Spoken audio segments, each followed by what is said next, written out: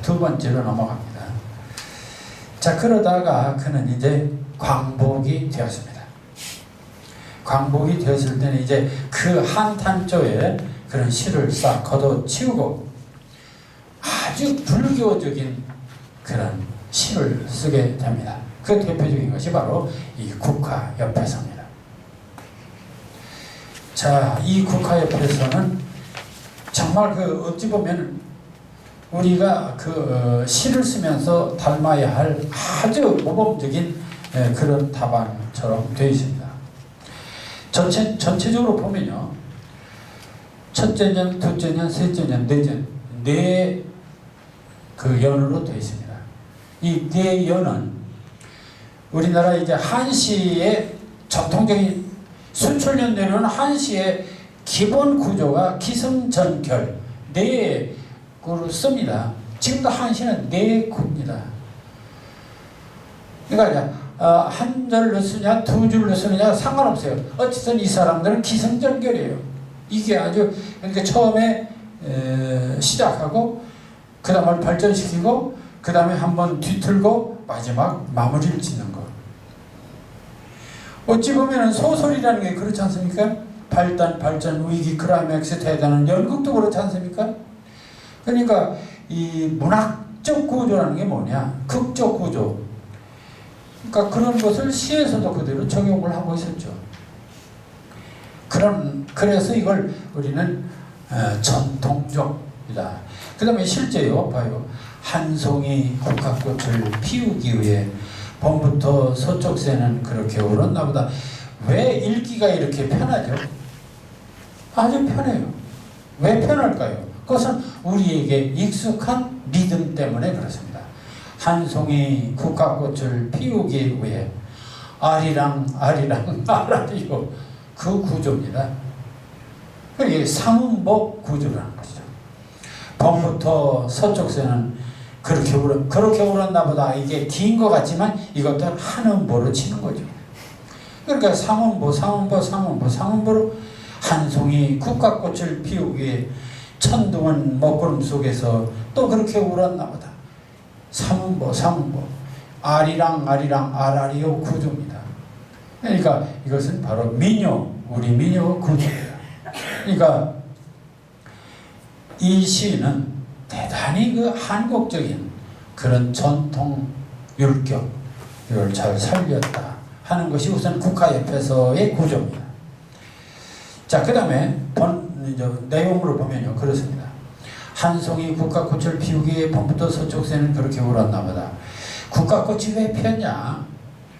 봄부터 서쪽새가 우는 것하고 관련이 있다. 이 불교의 인연설이죠. 원인과 결과. 자, 서쪽새 국화꽃이 왜 폈냐? 봄부터 서쪽새가 그렇게 울어서 피었다. 이건 자연과학하고는 전혀 관계가 없죠. 이게 불교의 인연설입니다. 어떤 원인과 결과. 한 송이 국화꽃을 피우기에 천둥은 또 먹구름 속에서 또 그렇게 울었나 보다. 이 국화꽃을 통해서 봄부터 또 서쪽 피우기에 천둥은 또 먹구름 속에서 그렇게 울었나 보다. 또 천둥이 왜 그렇게 울었냐? 그 국화꽃을 그것도 역시 인연이에요. 그런데 또 재미있는 게 있습니다.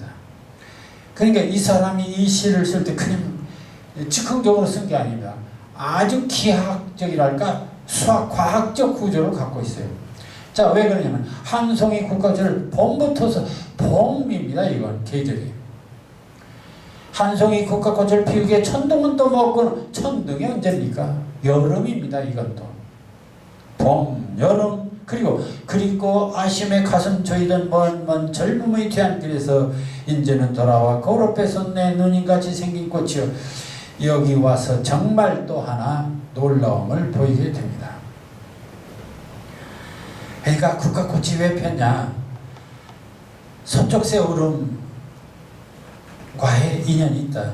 그 얘기는 결국 모든 자연현상은 다 서로 인과관계가 있다. 이걸 말하기 위해서 한 것이죠. 또는 서쪽새 천둥 이런 것들은 어찌 보면은 산전수전 모든 경험일 수도 있죠. 자, 이것을 종합해서 국화꽃이 그렇다면 뭐냐?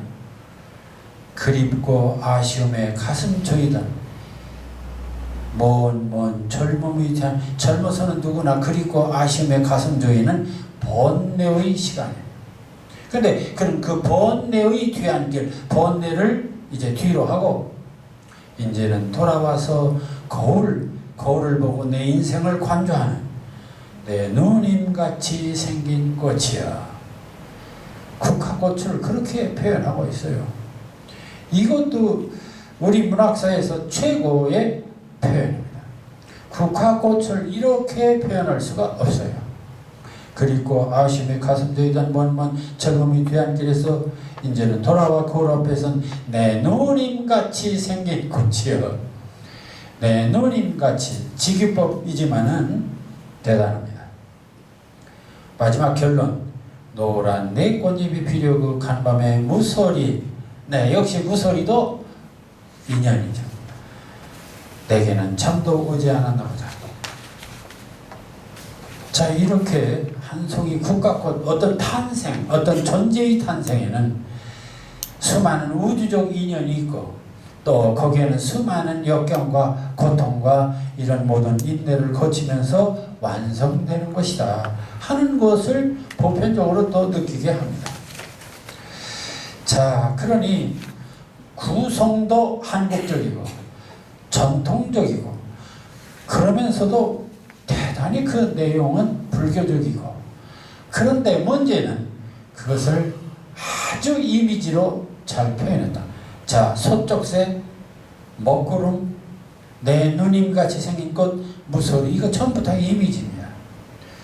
그러니까 이 서정주의 시는 철저히 체험과 이미지, 이렇게 말할 수 있습니다. 자, 그럼 세 번째 시를 한번 볼까요? 세 번째 시는 또 어디서 소재를 택했냐면 춘향전입니다. 춘향전은 소설입니다. 그럼 여기 주인공이 누구냐? 춘향입니다. 근데 이 춘향이에 대해서 시를 쓰는데 독특한 해석을 합니다. 자, 춘향이 여러 가지 우리가 기억나는 게 있지만은 서정주는 그 많은 기억 속에 우리는 그렇습니다. 춘향전 하면은 암행어사 출도요. 그래서 이제 춘향이가 죽을 때 나타나는 장면 보고 박수를 치고 있죠. 그런데 서정주는 그런 인간적인 어떤 극적인 그런 것보다도 이 춘향전에서 보고자 했던 것은 그게 독특한 겁니다. 춘향이가 그네를 타는 모습입니다. 그리고 이 그네를 탄다는 것이 무엇이냐 하는 것을 자기 나름대로 독특하게 해석해요. 우리는 춘향전에서 춘향이가 그네 타는 거 보고서 봄날 아주 그 상춘 봄날 여러분들 놀러 다니듯이 즐기는 것으로 생각하고 있는데, 서정주는 그런 즐기는 엔조이가 아닙니다. 그네 타는 게 엔조이가 아니에요. 그 그네 속에서 정말 중요한 인간의 중요한 문제를 제시하고 있어요. 그네를, 그러니까 이게 그게 독특한 해석이죠. 자, 향단아. 향단이 춘향이가 이렇게 받드는 인물 아닙니까? 향단아. 그네줄을 밀어라. 춘향아, 그네줄을 밀어라. 먼 바다로 배를 내어 밀듯이 향단아, 그네줄을 밀어라. 아니, 먼 바다가 거저 나온 게 아닙니다. 먼 바다로 그네줄을 배를 내어 밀듯이 향단아, 그네를 밀어라 이거예요. 그 뭔 소리입니까? 지금 여기 있는 게 괴로워 지금. 그러니까 그네줄을 밀어 저 멀리 저 바다로 가고 싶다, 저 먼 세계로 가고 싶다는 얘기입니다 지금. 그러니 힘껏 좀 나를 좀 밀어달라. 이건 완전히 해석이 다르죠. 릴리리야 닐리리야 뭐 어디나 이게 아닙니다. 자, 그 다음에 그러면서 왜 밀어달라는 것이냐? 이 다섯 곳이 흔들리는 수양버들 나무와 옆에 수양버들 있어요. 근데 다섯 곳이 흔들리는 수양버들 나무와 벽엔모에 너희듯한 풀꽃더미로부터 자잘한 나비 새끼 꾀꼬리들로부터 아주 내어 밀듯이 향단아 그네를 밀어라, 이런 얘기입니다. 왜 그네를 밀어야 되냐? 자, 수양버들, 흔들리는 수양버들, 사람들은 그거 보고 아주 좋아하죠. 벽엔모에 너희듯한, 잠잘 때 벽에 보면은 수가 이렇게 있지 않습니까? 예, 너희듯한 벽에 이제 수 놓은 듯한 풀꽃더미. 옆에 풀이 많이 봄이니까 폈을 거예요.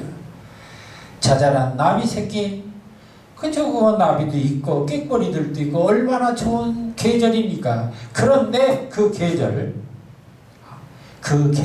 뒤로 하고 내어 밀듯이, 현실이 아닙니다. 저 먼 세계로 나를 밀어달라. 자, 그럼 어디로 가자는 거냐? 산호도 섬도 없는 저 하늘로. 산호가 있으면 복이라도 좋죠. 섬이 있으면 쉬기라도 하죠. 그게 아니라 저 하늘로 나를 밀어다오. 채색한 구름같이 나를 밀어다오. 아주 아름다운 구름 속으로 나를 밀어다오. 이 울렁이는 가슴을 밀어 올려다오. 울렁이는 가슴을 두근거리는 춘향의 마음을 이런 식으로 표현하고 있습니다. 그러면서 이렇게 말합니다. 서울로 가는 달같이는 나는 아무래도 갈 수가 없다. 아무리 가도 가기도 잘도 갔다 서쪽날로 그 달지 쫙 가는 것처럼 그렇게 정말 이상적으로 인간의 한계죠. 그래서 정말 그네는 아무리 가봤자 그 한계가 있죠. 자, 바람이 파도를 밀어 올리듯이, 바람이 파도를 밀어 올리듯이 그렇게 나를 밀어 올려다오 향단아. 적절히 향단아 이런 그 리듬을 붙여가면서 춘향이는 지금 저 먼 하늘로, 이 세계가 아니라 아주 이상적인 동경의 세계로 가고 지금 부푼 가슴 춘향이 그런 겁니다. 그러니까 지금 이루룡을 만나기 전입니다. 그러니까 처녀의 그 부푼 가슴, 그 이상을 향한 어떤 꿈을 꾸는 그런 세계를, 그리고 인간은 누구나 좀 그런 꿈을 꾸지 않습니까? 이런 어떤 이상 세계를 향해 가는 그 울렁이는 모습, 그 열정, 이게 이 추천사 속에서 잘 드러나고 있습니다. 그러니까 완전히 그 춘향전의 이야기와는 전혀 새로운, 정말 놀라운 이런 시를 쓰는데, 그 이야기가 보면은 정말 한국적인 구수한 맛 같기도 하면서도 이미지가 다 멋있어요. 저 먼 바다, 수양버들, 풀꽃더미, 꾀꼬리, 나비 새끼, 산호, 섬, 하늘, 이게 전부 다 아주 이미지를 적절하게 이렇게 보여주고 있습니다. 자, 이게 1955년이니까 바로 6.25 이렇게를 지난 그런 때입니다. 그 다음에 또 하나가 있습니다. 바로 6.25 직후에 쓴 시가 있습니다. 그게 바로 무등을 보면, 무등 여러분들 아시죠? 이 광주에 있는 이 무등산, 무등, 광주에 보면 아주 높은 무등산이 있지 않습니까? 자, 무등을 보면 그 무등산을 보면 라고 되어 있습니다. 이제 6.25가 돼서 이제 피난살이 하면서 고생하면서 이제 고향에 내려갔어요. 내려가서 무등산을 보며 그 얼마나 가난했겠습니까? 그 모두 고생하는 가난하는 피난살이 세월을 지내면서 이런 시를 씁니다.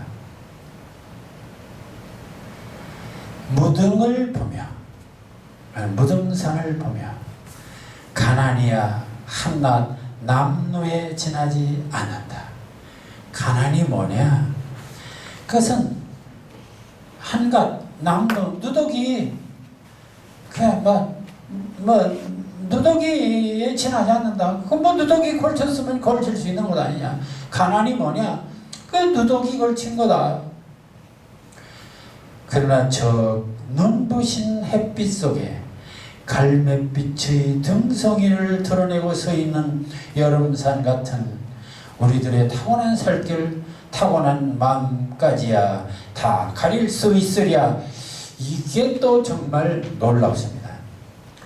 자, 지금 무등산이 그 광주 이렇게 시내 위에 무등산이 정말 광주를 이렇게 내려다보면서 탁 껴안고 있는 그 산을 보면서 이 가난한 이 나의 이 삶을 뭘로 봤냐? 저 눈부신 햇빛 속에 갈매빛 등성이를 드러내고 서 있는 짙은 초록색. 그러니까 그 눈부신 햇빛 속에 짙은, 요즘 그렇습니다. 저도 지금 내산 산골짜기에서 이렇게 살다 보면은, 이야, 그 산 짙은 초록색이 쫙 그 눈부신 태양 아래 반짝거리는 그걸 보면은 막 그냥 이 삶의 어떤 생기가 돋아나죠. 자, 저 눈부신 햇빛 속에 갈매빛의 등성이를 드러내고 서 있는 여름산 같은. 근데 그 무등산이 그렇다는 여름의 무등산이 그런데 근데 그게 무등산이 아니고 뭐냐? 우리들의 타고난 살결, 타고난 마음씨가 그렇다는 얘기입니다. 이것도 정말 놀라워요. 야, 겉으로야 가난해서 넉마를 거쳤지만 이 몸뚱아리, 우리의 마음, 육신과 정신, 이것까지 넉마가 가릴 수 있는 건 아니다. 이 자존심, 이 정말 이 뚝심, 이거 한국인의 기백, 이것까지 그의 가난이 가릴 수 있는 건 아니다. 정말 참 대단한 겁니다. 그러니까 어떤 물질적 궁핍이 우리의 자존심을까지 망가뜨릴 수는 없다. 이런 아주 대단한 그 결의가 될 수. 청산이 그 무릎 아래 질환을 기르다. 청산, 푸른 산이 그 무릎 아래, 이 의인법 얼마나, 청산이 무릎 아래 그 질환, 영지와 난초, 그러니까 숲을 기르듯. 그래서 정말 산은 그 자기 무릎 아래 숲을 기른다는 것입니다. 영지와 난초예요? 네, 영지와 난초를 합하는 것이죠. 우리는 우리 새끼들을 기를 수밖에 없다. 물론 자기 자식들이지만 이 얘기는 우리 민족, 우리 후손들을 기를 수밖에 없다. 목숨이 가다 농을 쳐 휘어드는 오후의 때가 오거든 내외들이여 그대들도 더러는 안고 더러는 차라리 그 곁에 누워라. 자, 요건 목숨이 가다 농을 쳐가 이제 사투리인데 그 보니까 기운을 잃고 풀이 꺾여서 휘어드는 오후의 때가 오거든. 배가 고파가지고 참 견딜 수 없는 그런 저녁 때가 되거든. 내외들이여, 아내와 남편들이여, 그러니까 여러분 부모들이여, 또 아내와 남편들이여, 그대들도 더러는 안고 더러는 차라리 그 곁에 누워라. 그 가난 속에, 그 배고픔 속에 그냥 그것을 받아들여라. 그런 얘기입니다. 그걸 너무 그렇게 비굴하게 생각하지 말고 슬퍼하지 말고. 지엄이는 지혜비를 물끄러미 우러러보고 지혜비는 지엄이의 이마라도 짚어라. 서로 위로하면서 그 배고픔을 견디자. 이런 얘기입니다.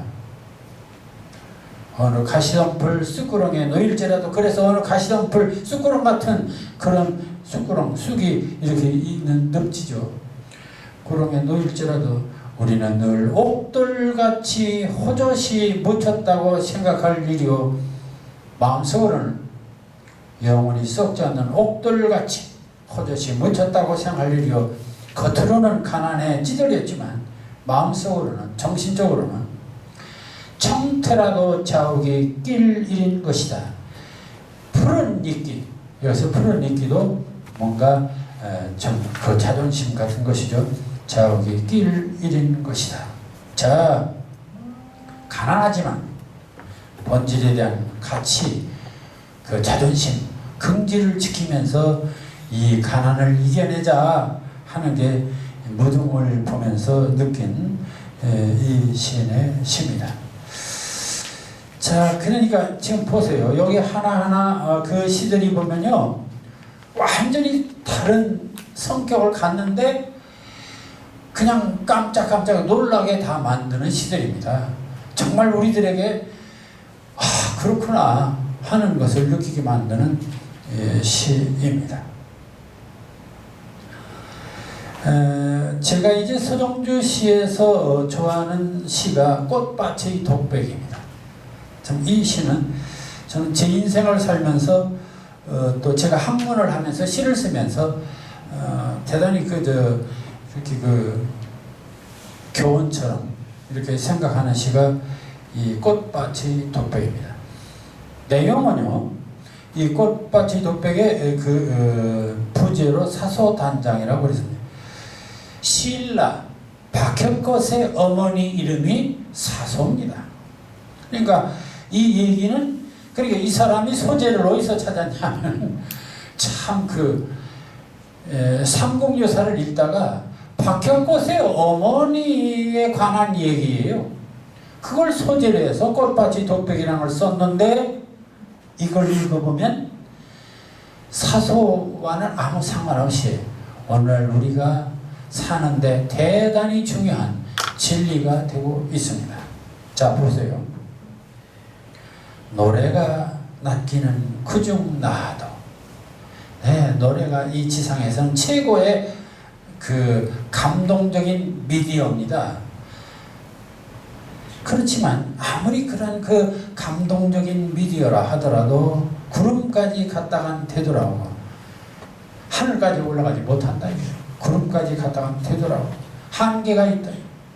내 발급을 쳐달려간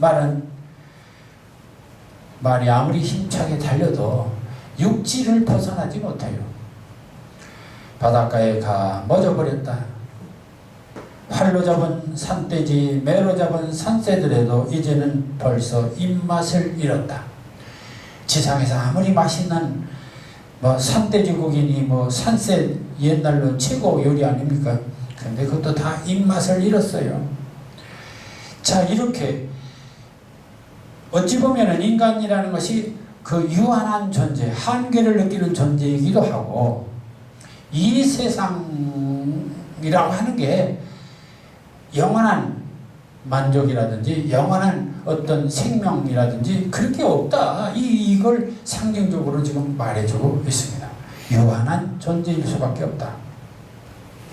그런데 꽃아, 아침마다 개벽하는 꽃아.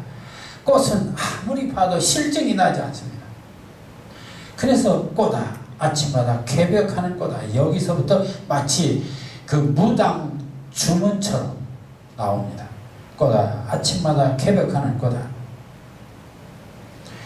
세상을 여는 것처럼 그런 어떤 꽃은 날마다 봐도 아침마다 영원성을 갖고 있어요. 변덕이 없어요. 변하지를 않아요. 늘 아름다워요. 내가 좋기는 제일 좋아도, 그러니까 꽃의 세계, 최고의 세계입니다. 그런데 문제는 꽃의 세계, 영원히 변치 않는 영원한 영생하는 꽃의 세계, 좋기는 좋지만 문제는 그 세계를 물랏바닥에 얼굴이나 비치는 헤엄도 모르는 아이와 같이, 이런 표현도 참 아주 쉬운 표현입니다. 그러나 그가 언어를 쓸 때 물랏바닥, 수면을 물랏바닥이라고, 물랏바닥에 얼굴이나 비치는 헤엄도 모르는 아이와 같이. 그러니까 꽃의 영원한 세계에 들어가지 못하는 그런 안타까움을 말하고 있죠. 헤엄도 모르는 아이와 같이 나는 내 닫힌 문에 기대 섰을 뿐이다. 꽃을 보고 지금 그런 얘기. 문 열어라 꽃아, 문 열어라 꽃아. 그러나 그 꽃이 문을 열려면 벼락과 해일만이 길일지라도 벼락과 해일 같은 기적적인 어떤 있어야 됩니다. 그건 고통이라든지 형벌이라든지 그럴지라도 그러니까 그 길이 벼락이나 해일 같은 그런 어마어마한 감당하기 어려운 것일지라도 문 열어라 고다 문 열어라 뭔가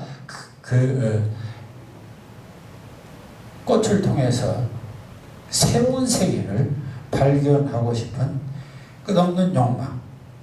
자, 그래서 저는 이것을 이 문 열어라 꼬다 문 열어라 꼬다 하는 것은 결국 해탈 또는 구원 또는 득도 어떤 신선이 되기 위한 정말 몸부림치는 어떤 한 인간의 모습. 사실 이 사소는 약것에 어머니로 되어 있는데 거기에 보면 선도 성모라고 되어 있습니다. 그냥 신선입니다. 그냥 진나라 황녀라고 되어 있는데 나중에 이 신선이 되기 위해서 꽃을 보고서 이 지상에서는 이제는 못 살겠다. 좀 신선이 돼야겠다 하는 데서 꽃을 보고 탄식하는 노래가 바로 그런 노래이지만은 우리는 그 얘기가 필요 없고 내용만 보더라도 유한한 인간이 영원한 어떤 세계, 득도의 세계, 구원의 세계, 해탈의 세계 가기 위한 끝없는 그 열망을 잘 드러내고 있다.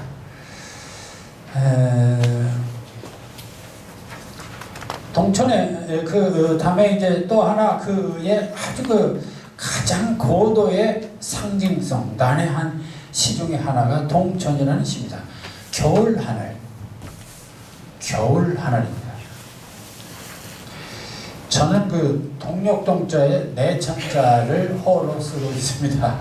동쪽 시내. 근데 여기서는 그게 아니라 겨울 하늘입니다. 겨울 하늘. 자, 겨울 하늘에서 뭘 볼 것이냐? 내 마음속 우리님의 고운 눈썹을, 내 마음속 우리님의 고운 눈썹을 지문 밤의 꿈으로 맑게 씻어서 하늘에다 옮겨 심어놨더니 동지에서 달라는 매서운 새가 그걸 알고 신용하며 비껴가네. 참 배짜 안 되는데 아주 고도의 상징적인 보세요. 자, 지금 이 사람은 님의 고운 눈썹에 관한 얘기입니다. 그럼 님의 고운 눈썹이 이게 뭔 소리냐? 내 마음속 우리님의 고운, 지금요 겨울 하늘 보세요. 차가운 겨울 하늘에 달이 하나, 지금 초승달이 하나 탁 떠 있어요. 근데 그 모습을 보고서 내 마음속 우리님의 고운 눈썹을 이렇게 했습니다. 나의 마음, 속, 우리, 이게 네 개가 겹칩니다. 첫째는 나, 마음, 그 마음도 그냥 마음이 아니고 속. 근데 그게 나만 그런 게 아니라 모든 사람들이 함께 그리워하고 동경하는 우리 님의, 그러니까 절대적인 어떤 대상이죠. 그런 님의 고운 눈썹, 달을 그렇게 봤습니다.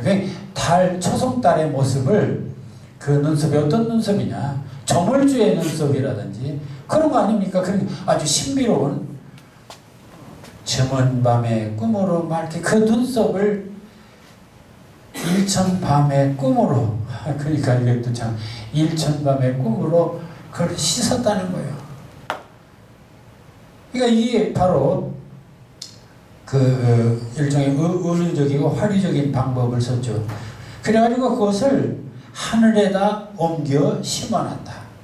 그러니까 눈썹 같은 이 초승달이 뭐냐? 그것은 일천밤의 꿈으로 씻어서 하늘에다 심어놓은 님의 눈썹이다.